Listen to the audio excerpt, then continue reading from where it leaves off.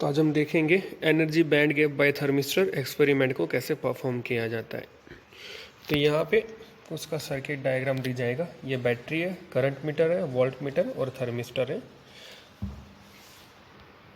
तो यहाँ पे ये जो सर्किट बोर्ड है इसमें भी आपको ये बैटरी दिख रही है जिसके दो पैर हैं इनपुट लेने के लिए। फिर यहाँ पे वोल्ट मीटर है, यहाँ पे करंट मीटर है, यहाँ पे हमारा थर्मिस्टर है। तो हम कनेक्ट करते हैं जैसे इस तरीके से दिया हुआ है। बैटरी से स्टार्ट करेंगे और पहले ये सीरीज़ कनेक्शन कंप्लीट करेंगे और बाद में ये जो वोल्ट मीटर बैटरी के साथ पैरेलल है उसको कनेक्ट करेंगे। तो सीरीज़ पहले कनेक्ट करते हैं। बैटरी का प्लस जाएगा करंट मीटर के प्लस में। तो बैटरी की ये जो दो पैर है उसमें से ऊपर वाली पैर लेते हैं जिसमें बैटरी का प्लस ये करंट मीटर के प्लस में। फिर देखते हैं ये वाला हो गया। फिर बैटरी का जो माइनस है वो जाएगा थर्मिस्टर में। तो यहाँ पे जो बैटरी का माइनस है वो थर्मिस्टर के एक एंड में जाएगा। फिर थर्मिस्टर का जो दूसरा एंड है वो बैटरी के माइनस में जाएगा। तो ये थर्मिस्टर का दूसरा एंड है ये बैटरी के माइनस में। तो ये सीरीज कनेक्शन कंप्लीट हुआ है। अब पैरेलल देखेंगे जिसमें बैटरी का प्लस वोल्ट मीटर के प्लस के साथ और माइनस वोल्ट मीटर के माइनस के साथ। तो इसको कनेक्ट कर लेते हैं। बैटरी का प्लस ये रहा वोल्ट मीटर के प्लस के साथ और माइनस जाएगा माइनस के साथ। तो ये हमारी सर्किट कनेक्ट हो चुकी है। ऑब्जर्वेशन टेबल देखते हैं। ऑब्जर्वेशन टेबल में ऑब्जर्वेशन में लिखा है constant voltage from battery equals to 5 volt. तो यहाँ से हम सर्किट को ऑन कर लेंगे और यहाँ से 5 वोल्ट को हम कांस्टेंट कर देंगे। तो ये 5 वोल्ट कांस्टेंट हो चुका है। अब इनपुट में 5 वोल्ट कांस्टेंट रहेगा। यहाँ से हम करंट की वैल्यू नोट डाउन करते जाएंगे, लेकिन इससे पहले समझ लेते हैं कि किस तरीके से करनी है। 0 है फिर 100 है तो 100/10 डिवीजन, तो एक डिवीजन की वैल्यू होगी 10। तो इस तरीके से 10, 20, 30 ऐसे यहाँ से हम देखेंगे वैल्यू। ये हमारा ऑब्जर्वेशन टेबल है जहाँ पे फर्स्ट कॉलम है टेम्परेचर का जो कि सेल्सियस में है। फिर सेकंड कॉलम में ये सेल्सियस को हमने केल्विन में कन्वर्ट किया है। तो इस तरीके से 273 कर देंगे प्लस जो भी वैल्यू है उसमें, तो ये केल्विन वाला कॉलम भर जाएगा जिसका नाम है कैपिटल T। और फिर करंट का कॉलम है। तो हमें क्या करना है, हम ये टेम्परेचर ये देखते जाएंगे और उसके साथ करंट की वैल्यू नोट करते जाएंगे। देखिए यहाँ पे हमारा थर्मोमीटर है जो भी रूम टेम्परेचर पे है 30 डिग्री सेल्सियस। तो जैसे ही हम इस हीटर को ऑन करेंगे तो ये वैल्यू इंक्रीज़ होनी स्टार्ट हो जाएगी और इसको हम 90 तक इंक्रीज़ होने देंगे। 90 तक क्यों इंक्रीज़ होने देंगे, क्योंकि हमारे जो रीडिंग्स हैं वो हम 80 से लेने वाले हैं। तो जैसे ये ये हीटर को ऑन करेंगे ये इंक्रीज़ होता जाएगा, 90 तक इंक्रीज़ हो जाए उसके बाद हीटर को हम ऑफ़ कर देंगे। ये ऑफ़ कर देंगे तो इसको हीट मिलनी बंद हो जाएगी, तो ये वापस से डिक्रीज़ होने लगेगा। तो 90 से जैसे 80 पे आएगा, 70 पे आएगा, 60 पे ऐसे डिक्रीज़ होता जाएगा। तो हर एक गैप पे हम यहाँ से करंट की वैल्यू देखते जाएंगे। तो देखिए इस तरीके से मैं एक बार इसको हीटर को ऑन कर लेता हूँ। ये हीटर ऑन है और अभी ये इंक्रीज़ हो रहा है, राइट। देखिए 30 पे है तो इसको हम थोड़ा टाइम देते हैं ताकि 90 तक इंक्रीज़ हो जाए। तो देखिए अब 90 होने लगा है ये। तो अभी 90 हो गया है तो इस हीटर को हम ऑफ़ कर लेते हैं।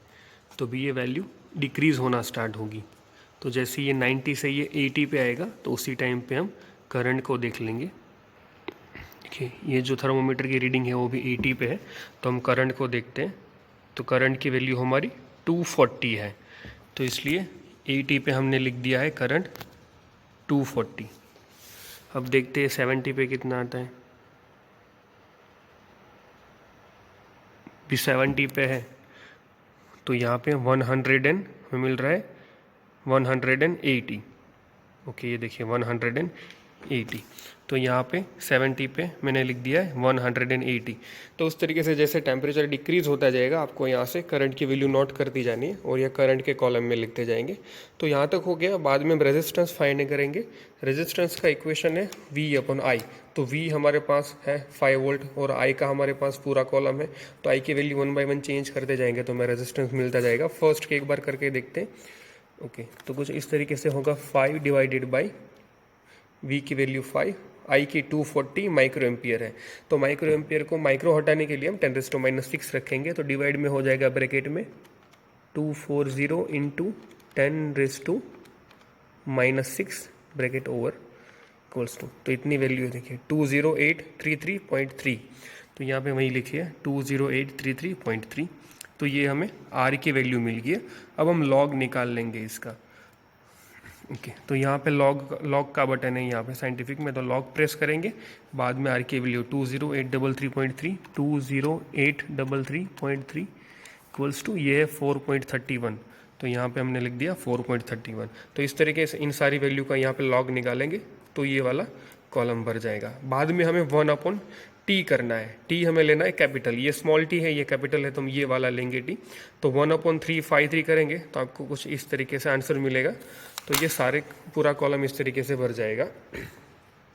तो यहाँ पे हमारा ऑब्जर्वेशन टेबल कंप्लीट हो चुका है। अब हमें ग्राफ ड्रॉ करना है, जो कि एक्स एक्सिस पे हम 1/t का कॉलम लेंगे और यहाँ पे log r का कॉलम लेंगे। देखिए यही कॉलम है, एक्स एक्सिस पे हम ये 1/t का कॉलम लेंगे, log r का कॉलम लेंगे। जो यहाँ पे सारे रीडिंग में 10⁻³ है, तो जब हम ग्राफ ड्रॉ करें तो हर एक रीडिंग में 10⁻³ ना लिखना पड़े, इसलिए यहाँ पे कॉमन लिख दिया है। तो इस तरीके से आपको कुछ स्ट्रेट लाइन मिलेंगी। हम ग्राफ देखते हैं एक बार। तो ये ग्राफ है, यहाँ पे दोनों पे एक्सिस को ब्रेक किया हुआ है और डायरेक्ट रीडिंग स्टार्ट की है। तो कुछ इस तरीके से पॉइंट्स मिले, तो ये कनेक्ट करेंगे तो हमें स्ट्रेट लाइन मिल जाएगी, फिर उसका स्लोप हम निकाल लेंगे। तो हम स्लोप निकालेंगे तो हमें स्लोप मिल रहा है 12,000। अब इसको इक्वेशन में पुट करते हैं। सॉरी, यहाँ पे ये जो स्लोप मिला है वो 12,000 नहीं 1200 मिलेगा। इसको आप सॉल्व करेंगे तो पता चलेगा। तो हमें स्लोप मिला है 1200। फिर यही स्लोप की वैल्यू को इक्वेशन में रखेंगे। ये हमारा इक्वेशन है 2 × 2.303 × के की जो है हमारे पास बोल्ट्जमैन कांस्टेंट है, इसकी वैल्यू 1.38 × 10⁻23 जूल पर केल्विन है।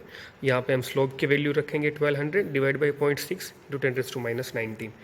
तो यहाँ पे सारी वैल्यूज़ पुट की है। ये के की वैल्यू यहाँ प्लेस की है, ये स्लोप प्लेस किया है, और इसको सॉल्व करेंगे तो हमें 0.47 इलेक्ट्रॉन वोल्ट आंसर मिला, जो कि एनर्जी बैंड गैप है।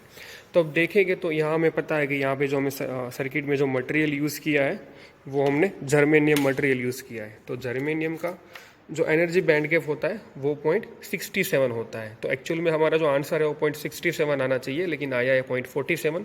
तो हम देखेंगे कि कितने % एरर आई है। तो ये वाले इस तरीके से वैल्यू पुट करेंगे, ये ओरिजिनल वैल्यू और जो हमें मिली है वो, तो हमें पता चलेगा कि हमारे आंसर में 29.8% एरर है।